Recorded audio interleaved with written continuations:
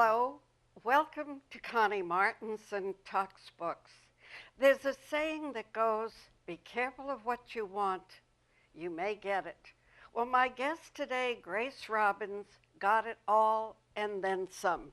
She's written about her life called Cinderella and the Carpetbagger, My Life as a Wife of the World's Best-Selling Author, Harold Robbins. The book is published by Betty Young Books. Welcome, Grace. Thank you, Connie. And truly, you did, well, unbeknownst to you, from the time Archer, the agent, takes you up to Harold's suite, it never stopped. Never stopped, yes. It was an exciting time indeed. I couldn't believe that after reading The Carpetbaggers, the next morning at my office, I got a call from Archer King, an agent who I used to get a lot of models from. And he said he was taking me to lunch. And I said, well, you never take me to lunch, Archer. He said, it's not my lunch, it's Harold Robbins' lunch. Well, now, the thing is, when you go up, and there are two other women there, and he did not have the greatest reputation. I mean, he was known as a player. Weren't you, well, of course, you weren't a child, you were married, and it was in New York of sort of Rona Jaffe's The Best of Everything. However, I didn't know anything about this man. All I knew was that I had read this exciting book, and my wish was to meet a man this exciting, and I met him the next day. Yes, and it never stopped. No. But you went off to Hollywood first, and then to Hawaii, and then it's that coming back after a long weekend where you don't know what's going, is this the end? Yes. I was set to go back to my miserable life with my husband, who was an alcoholic. And I thought he would go back to Connecticut to his wife, Lillian. But no, he didn't want that, and I didn't want it either. No.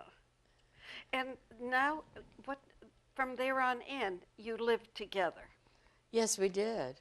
Went to France, and learning what it was like to live with a writer and a working writer and a successful working writer. This was at the time when he was writing The Adventurers, and we were in the villa in the south of France. I was expecting my Adriana, my little girl, and he was writing and expecting his adventurers. And it was an exciting time indeed. He would be off typing away, and I would be lolling about in the beautiful sunshine and meeting some wonderful friends. Those were the good years. Yes. What transpired that made it go into what I would call be careful years? That's a good way of putting it. I thought everything was going very well. Of course, he would have to take time to write his books, and he couldn't write at home. So we had homes in New York, we had a home in Acapulco, a villa in the south of France, and a home in Beverly Hills. So and how many cars? I lost count of the cars. I don't know. All right. But he would go away for 2 weeks, and then he would come home, and he would stay with me for 2 weeks, and he would do it that way, which wasn't too bad, but it was a little hard on me. It really was. And then one day, he surprised me. He astonished me with a declaration that when he goes away to write or to do research, he'll need a woman occasionally. And he said we should have an open marriage where I can do what I can do, and you can do what you want to do. And I was stunned, Connie. I You didn't talk know. about at that period that you were very involved with doing charity work and charity Absolutely. lunches, and I wondered if he missed having that adoring look. Oh, thank you. No, his only his only claim was that he had to be alone to write, and I wanted to be his muse, of course, and so that was fine with me. And he would do what he wanted to do when he was away, and that was fine with me because I loved him and I wanted him to be able to do what he loved most of all to do was write. Hmm. He loved that. Yeah. When he was writing, would he ask you to your opinion? No, no, he wouldn't even tell me really what it was about. Which is unusual because most writers that I know, especially men, want to get approval. And so the first person what do you think about this line? Never mind the book. Oh, no, I think he found joy in showing me the galley. Yeah. I was the first one to read the book, and then he wanted opinions, of course, Mm-hmm. which I must say, uh, the galley was so perfect. It was exactly how the book would be. Yeah. And I had really nothing to say except that I thought it was wonderful. And it was, all of them. I love the fact that Harold would tell you about his life before you Yes. and that he was an orphan, he was this, and everybody said in his family that he brings you to, Right. where he claims he was adopted. Don't believe Harold. Don't believe him. I know. He told me not to believe them when he said they're going to say things about me. He said, but it's not true. And so I didn't believe them. And well, as as it turned out, maybe they were really right. Yeah. Yeah. Yeah. But was that part of his nature, the need to elaborate, to deceive? Harold called himself the best storyteller in the world, Hmm. and that goes with his life as well. Did he have a lot of friends? Not too many, Hmm. no. He was never really around to have a buddy, to do Yeah. something with a buddy. He was off doing his research or writing his book, and then he was home with me, and then I would take him to a dinner party, or we would arrange a party, and then we would work on our New Year's Eve parties. Oh, the 13 years of New Year's Eve parties that grew and grew And and grew and grew. grew Yeah. to a point where we couldn't do it anymore. Yeah. That also turned into a bit of an orgy. Well, that was, yes, that was at a time when he said we should have an open marriage. Hmm. What And, about having a daughter around? I mean, you had a young little girl there. well, we always lived in spacious mansions, Yeah. and there was no need to worry about anyone knowing what was going on, really. Hmm. Even a smart kid. Well, someday she'll probably write her memoir. All right. Yeah. But it had to have had some sort of a psychic effect on her. I think so. Yeah. I think you're right. But she's turned out to be the most wonderful woman. And she's more like my mother now. And she's so caring and wonderful. That's great. Yeah. Now we get to the point where suddenly Harold is not feeling well. And Yeah. I would say he almost was psychotic. I mean, he was psychotic as a person reading this book. Very hyper. Yeah. Yes. But then when he is ill, he's over 60. He really was certifiably. Yes, Yeah. I know what you're saying, Connie. He he believed that he had to work with cocaine. That was the thing that really got him going, and he unfortunately used more than I thought, or that he told me that he used, and he ended up with a cocaine seizure, which unfortunately ended our lifestyle. He was confined, and things changed in another way then for us. Yeah, well, he was in a wheelchair then. Exactly. Yeah, and he hated being seen in it. Oh, yes. Oh, Yeah. yes. This That's was when not the buccaneer. This is not the pirate. I'm You know, people used to read in Life magazine and look your parties on the south of France. Oh, yes. Yes, I organized a charity for the orphanage in Cannes. There was only one orphanage on the entire Côte d'Azur. And Madame Vallet, she was once married to Monsieur Vallet, the singer, and she asked if I would help organize a charity, and I raised a lot of money for the charity, and they're on good terms now. They don't have to worry anymore. The government wasn't helping them at all. Yeah. Then there was Acapulco and the Portanovas. Oh, yes, yes.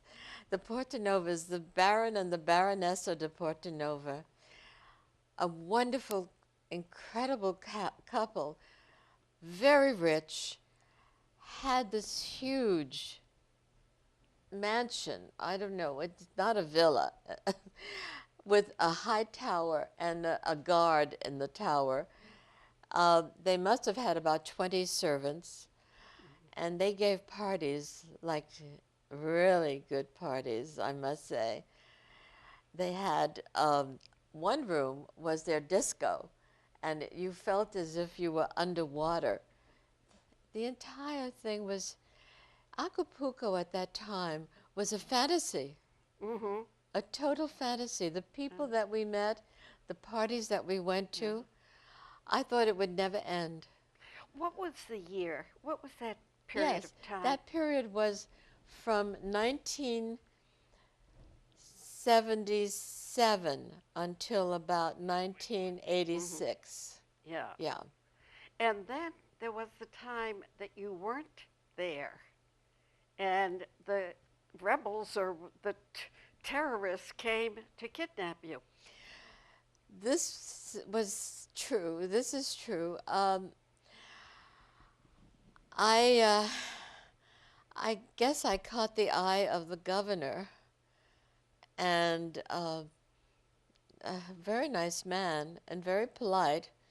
And, But and he took no for an answer, which was even more surprising. thank you. Oh, And I had said I would be back to Acapulco at a certain time. I couldn't because I had the flu.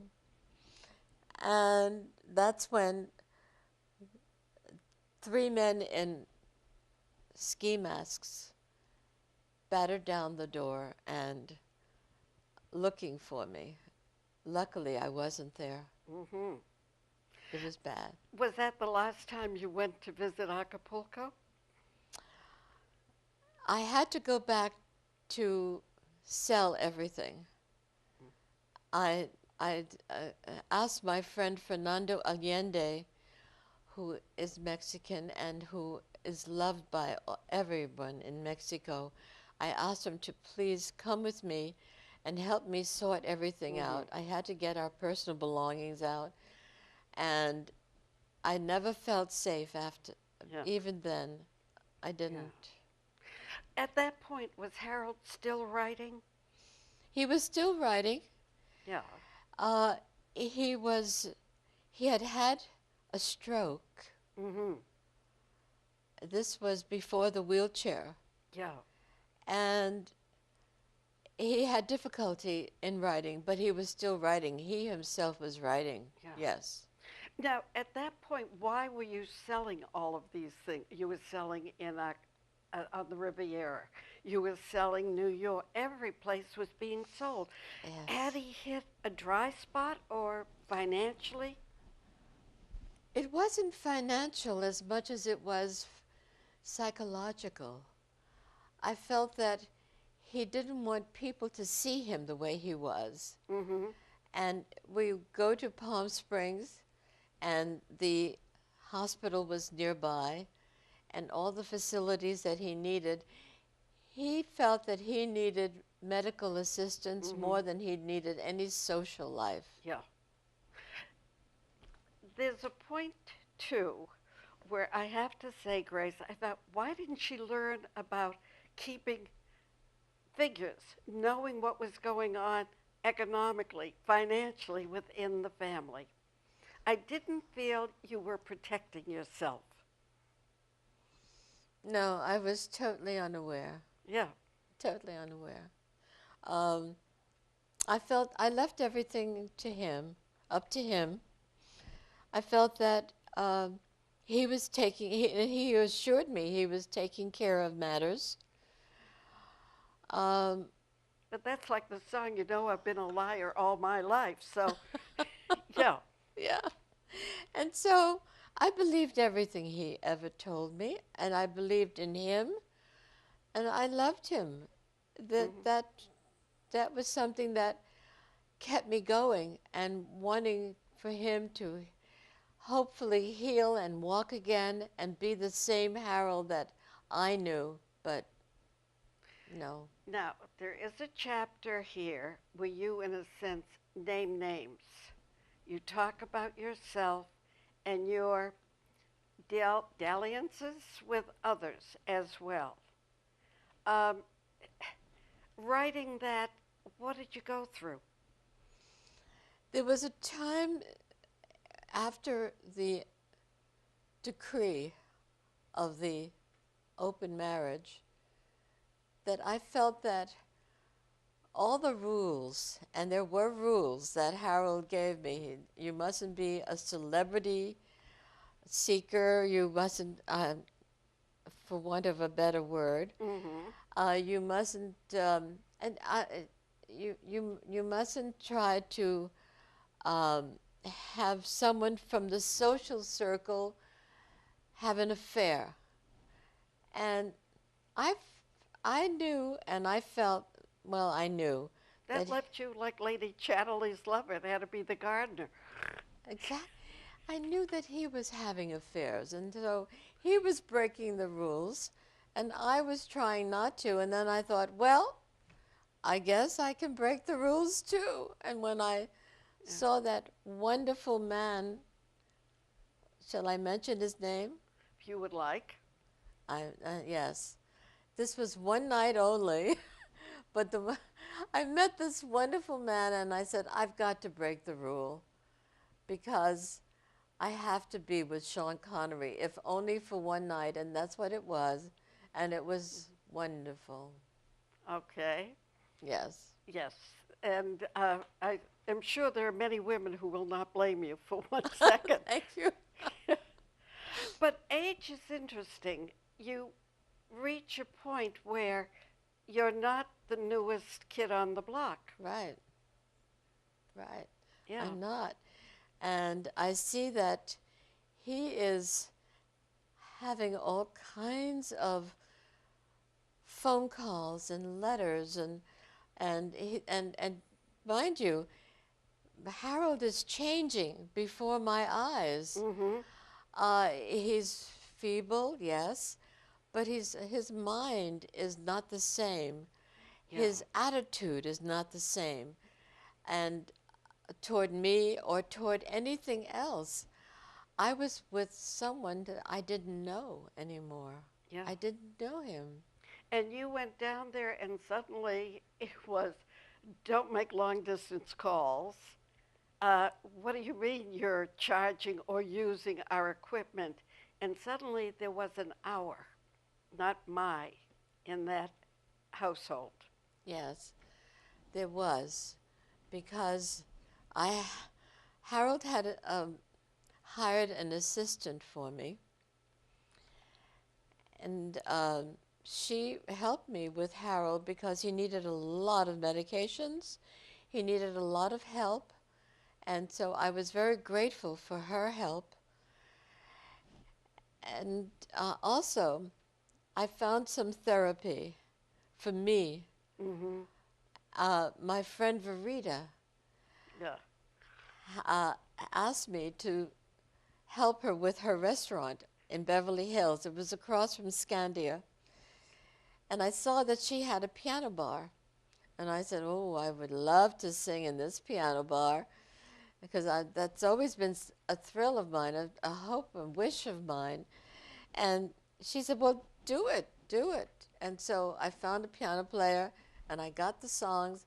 And sure enough, I was the cabaret singer there. I was the, and Tony Bennett once told me, if you can sing in a saloon, you can sing anywhere. And I was having a ball. This I would do like on from Thursdays to Saturdays, and then Sunday I would go back to Palm Springs and be with Harold and Jan. And then I saw the difference. Yeah. Indeed. Indeed, as you write about it, uh, she she wanted to be a little Grace. She wanted to be you. She suddenly, from being a cactus flower, she becomes takes the glasses off and she's strutting herself. Absolutely. I saw this transformation, and I saw also the transformation with Harold, Yeah. his attitude with her.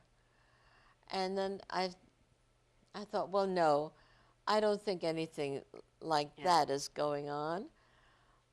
How could it be? How could it be? Yeah. I mean, Harold is handicapped, unable. She is still Jan. Oh, yes, her appearance is different, but she's still Jan. I couldn't suspect anything. Mm-hmm. I, And then you talk about she has her breast augmentation and she has her hair done the same way, and the writing was on the wall. well, what do they say? The wife is always the last one to know. Okay, it's that was he died in 19. 97. You've had quite a few years to say be bitter. Are you? No. No, I'm not, because I don't blame anyone. I just feel that as wonderfully as it started, as like I had nothing to do with it, it just happened.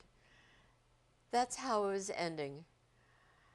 And I wasn't about to give up my life, my my daughter, my everything that I had for all those years that I loved.